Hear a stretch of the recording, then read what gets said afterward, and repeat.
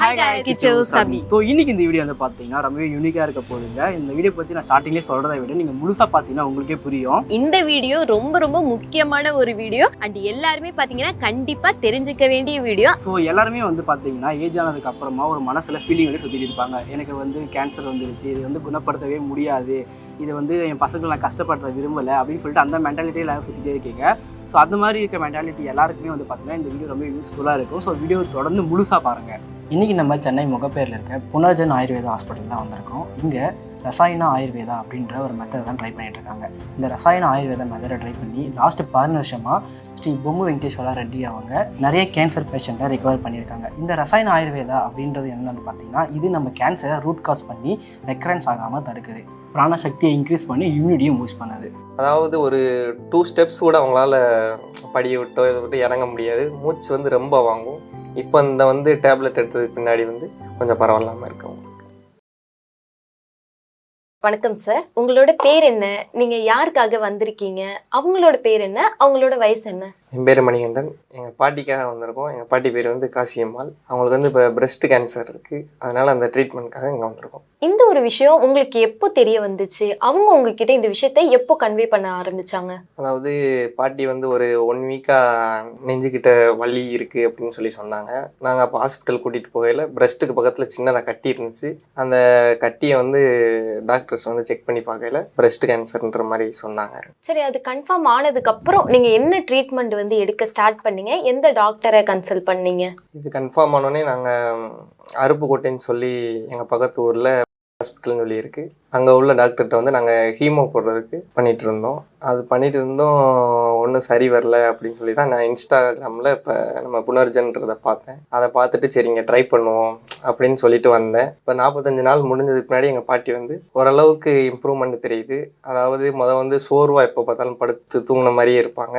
இப்போ வந்து கொஞ்சம் நல்ல இம்ப்ரூவ்மெண்ட் இருக்குது. அதனால் இப்போ ரெண்டாவது தடவை டேப்லெட் வாங்க வந்திருக்கும். நீங்கள் ஃபர்ஸ்ட் டைம் பார்த்த டாக்டர் வந்து என்ன ட்ரீட்மெண்ட் வந்து சஜஸ்ட் பண்ணாங்க? இப்போ கீமோ போலான்னு சொன்னாங்களா, இல்லை சர்ஜரி, இல்லை ரேடியேஷன் அந்த மாதிரி ஏதாச்சும் சொல்லியிருந்தாங்களா? அவங்க ஹீமோ பண்ணிட்டு சர்ஜரி பண்ணுவோம்னு சொல்லி சொன்னாங்க. ஹீமோ வந்து நாங்கள் ஒரு 6 ஹீமோ கிட்ட போட்டுட்டு அதுக்கடுத்து சரி வரல, அதனால நாங்கள் அப்படி ஸ்டாப் பண்ணிட்டோம். அதை ஸ்டாப் பண்ணிட்டு தான் அதுக்கடுத்து சர்ஜரி எதுவுமே ஆனால் பண்ணல.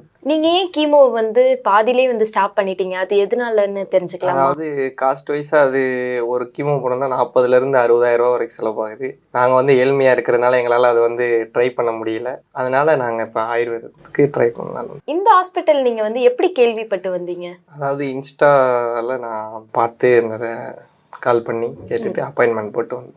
இங்கே நீங்கள் வந்தப்போ டாக்டர் என்ன வந்து சஜஸ்ட் பண்ணாங்க உங்களுக்கு? அதாவது 45 days டேப்லெட்ஸ் எடுத்துக்கிற சொன்னாங்க. ஒரு சில ஸ்டெப்ஸ் வந்து ஃபாலோ பண்ண சொன்னாங்க.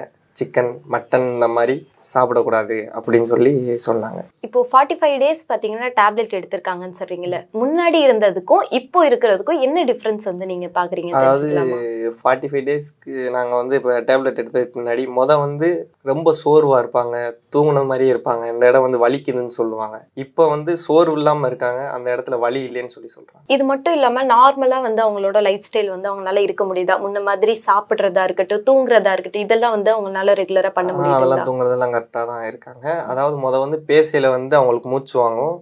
அதாவது ஒரு 2 ஸ்டெப்ஸ் கூட அவங்களால படியை விட்டோ இதை விட்டு இறங்க முடியாது, மூச்சு வந்து ரொம்ப வாங்கும்.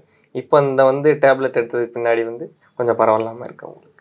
இந்த ஒரு விஷயம் கேன்சர் இருக்குன்னு தெரிஞ்சதுக்கு அப்புறம் நீங்க எப்படி வந்து இதை ஹேண்டில் பண்ணீங்க? அவங்கள எப்படி நீங்க வந்து கேர் பண்ணீங்கன்னு தெரிஞ்சுக்கலாமா? அதாவது இப்போ கேன்சர்னு எடுத்துக்கிட்டா மக்களுக்கிடையே அதாவது தொற்று நோயின்னு இதை வந்து எல்லாருமே நினச்சிக்கிறாங்க. ஆனால் இது வந்து தொற்று நோய் கிடையாது, இது சாதாரணமாக இருக்கிறதா கேன்சர்ன்றது. அதனால நாங்கள் அவங்க நல்லாவே கேர் பண்ணோம். சின்ன வயசில் எங்களை அவங்க நல்லா பார்த்துக்கிட்டாங்க, அதனால இப்போ அவங்கள நாங்கள் நல்லா கேர் பண்ணி பார்த்துட்டு இருக்கோம். Okay sir, thank you. தேங்க்யூ.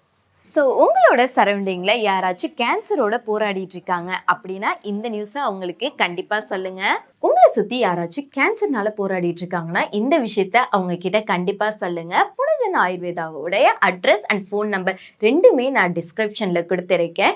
உங்களுக்கு இது தேவைப்படாமல் இருக்கலாம், ஆனால் யாரோ ஒருத்தவங்களுக்கு இது லைஃபையே சேஞ்ச் பண்ணுற ஒரு வீடியோ. ஸோ அவங்களுக்காக நீங்கள் இந்த வீடியோவை ஷேர் பண்ணுங்கள். கேன்சர் பேஷண்ட்டுக்கு ரீச் ஆகிற வரையும் இந்த வீடியோவை ஷேர் பண்ணுங்கள். ஸோ இந்த வீடியோவை உங்களோட ஃப்ரெண்ட்ஸ் அண்ட் ஃபேமிலிக்கு ஷேர் பண்ணுங்கள். அது மட்டும் இல்லாமல் இன்னும் வேறு ஏதாச்சும் இன்ஃபர்மேஷன் வேணும்னா கமெண்ட்ல கேளுங்க. டாடா.